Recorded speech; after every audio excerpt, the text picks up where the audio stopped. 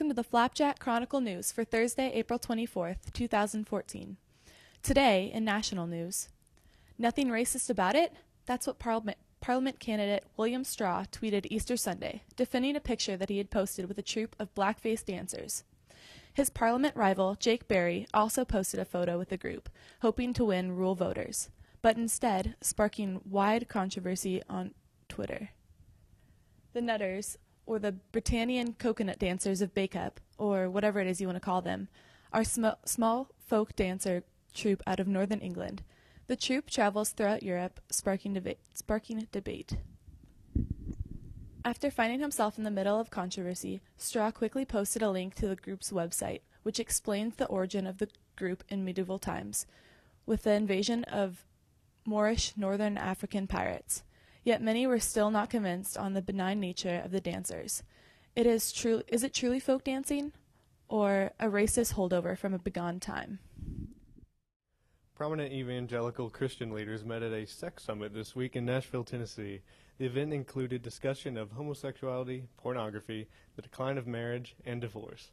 Although many of the 200 religious leaders maintain that homosexuality is immoral and goes against God, some pastors softened their approach.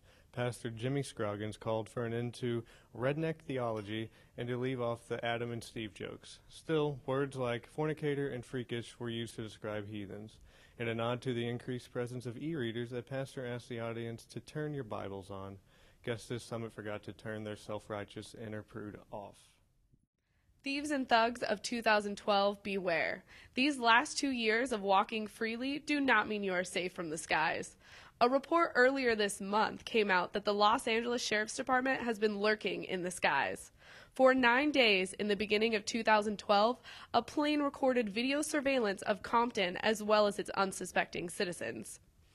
This super-secret spying operation was deemed so important that neither the mayor or the citizens were notified. In the hopes of catching predators and vigilantes, the results of this expensive and intrusive mission did not disappoint. Not only have the 800 video cameras caught a shooter at the scene, but they have also closed the case on many important crimes like necklace snatchings and fender benders. Ladies and gentlemen, I bring you your hard tax dollars at work cracking down on hard crime.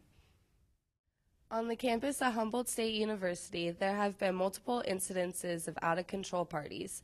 In response, Arcata Police Department partnered with University Police and created the Keg Check.